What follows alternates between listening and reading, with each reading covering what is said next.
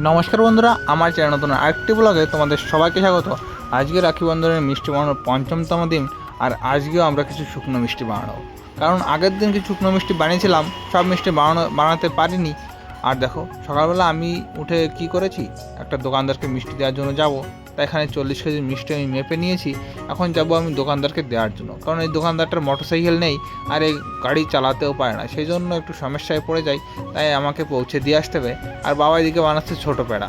আগামীকাল তো ছোটো পেড়া বানানো হয়নি, শুধু বড় পেড়া বানিয়েছিলাম। তাই ওদিকে ছোটো পেড়া বানাচ্ছে বাবা, আর আমি এদিকে বেরিয়ে পড়েছি।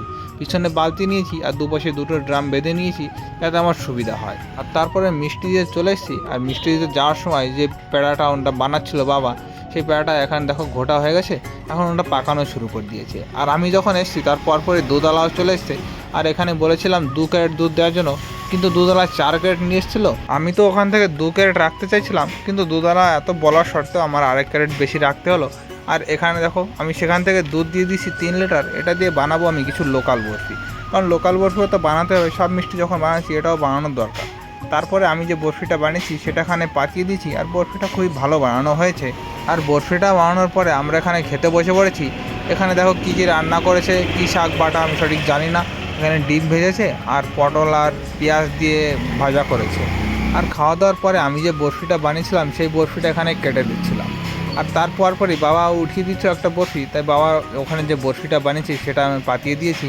আর এদিকে আমি এখন একটু রস বানাচ্ছি, কারণ আজকে একটা নতুন ধরনের মিষ্টি বানাবো। এই মিষ্টিটা আমি আগে পরে কোনোদিনই বানাইনি। তবে এই মিষ্টিটা কিন্তু আমরা দুধ দিয়ে বানাবো না, এর জন্য এক ধরনের পাউডার কিনতে পাওয়া যায়। সেই পাউডার কিনে এনেছি। আর সেই পাউডারটা না দুধ দিয়ে মাখাতে হয়, কাঁচা দুধ দিয়ে মাখিয়েছি এখানে। এটা দিয়ে বানাবো হচ্ছে আমরা কালো মিষ্টি। তারপর দেখো এখানে ওটা পাকাচ্ছে, প্রায় হয়ে গেছে। আর এই কটা দিয়ে আমি একটু চেক করছিলাম যে তেলটা কীরকম গরম হয়েছে নাকি হয়নি। তা দেখলাম যে ভালোই হয়েছে। আর আমার মোটো একটা খাবে, সেই জন্য মোটোর জন্য একটা ল্যাংচার মতো একটা বানিয়ে দিলাম, যাতে আমাদের এইখানে তো সব পাওয়া যায় না, এখানে পশ্চিমবাংলার মতো যাতে হয় সেই জন্য একটু বানানো হলো।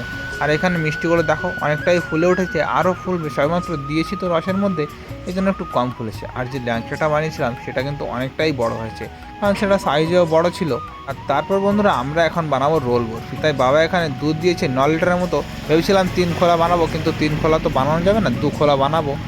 9 লিটার দুধ দিয়ে 9 লিটার ওখানে দিয়েছি, আর 9 লিটার এই বালতিতে রাখা আছে। তারপরে দেখো, ভেবেছিলাম রোল বরফি বানাবো, কিন্তু বরফিটা একটু নরম থাকার কারণে এখানে আমি ফিঙ্গার বরফি পাঠিয়ে দিয়েছি। 4টে ট্রেতে রাখা হয়েছে, আর একটা ট্রে হাফ হয়েছে, মানে 4.5 ট্রে হয়েছে। এতে প্রায় 6-7 কিলোর মতো হবে। আর তারপরে যে 9 লিটার দুধ বাকি ছিল, এটা দিয়ে এখন রোল বরফি হবে। কারণ ফিঙ্গার বরফি তো হয়ে গেছে, এটা নরম হোক বা শক্ত হোক যাই হোক না কেন, তবে এটা দিয়ে কিন্তু আমরা রোল বরফি বানাবো। আর এদিকে মিষ্টিগুলো আমি যতটা দেখছি ততটাই মুগ্ধ হয়ে যাচ্ছে। আমি ভাবতে পারিনি যে এত সুন্দর মিষ্টি আমি বানাবো। আর এই যে মিষ্টিগুলো দেখতে পাচ্ছ, এই মিষ্টিগুলো কিন্তু আজকে রাত্রেবেলায় দোকানদাররা এসে সব নিয়ে যাবে। এই গামলায় যা আছে, দোকানদাররা প্রায় 100 কেজির মতো মিষ্টি নিয়ে যাবে আজকে। সব দোকানদাররাই নিয়ে যাবে আজকে। আর তারপরে দেখো রোল বরফি এখানে বানানো হয়ে গেছে। আর ফিঙ্গার বরফি আমি এখানে মোটরকে কেটে দিচ্ছি।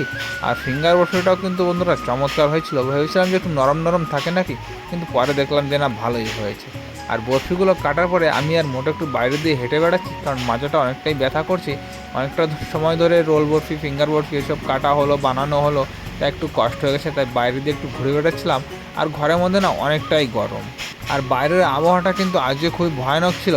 আর প্রচণ্ড পরিমাণে বিদ্যুৎ চমকাচ্ছিল, তোমরা তো দেখতেই পেলে। আর তারপরে চলে এসেছিলো ওরা মিষ্টি নেওয়ার জন্য, মিষ্টি নিয়ে এখানে চলে এসেছে। আর এই যে কম্পিউটারের তারাজুটা দেখতে পাচ্ছ, এই তারাজু কিন্তু আমি যার কাছ থেকে চিনিয়ে নিই সেই মুদিখানার দোকানের। আর এখন না বেজে গেছে প্রায় 11টার মতো। আর বন্ধুরা ওরা তো বলছিল যে 9টার সময় যে আসবো, কিন্তু ওরা মিষ্টি নিয়ে যেতে যেতে 11টা বেজে গেছে।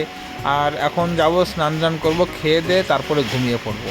আর ভিডিওটি তোমাদের কেমন লাগলো অবশ্যই কমেন্টস করে জানিও। সবাই ভালো থাকো, সুস্থ থাকো, আর আমার চ্যানেলটি সাবস্ক্রাইব করো, পাশে থাকো। বাই।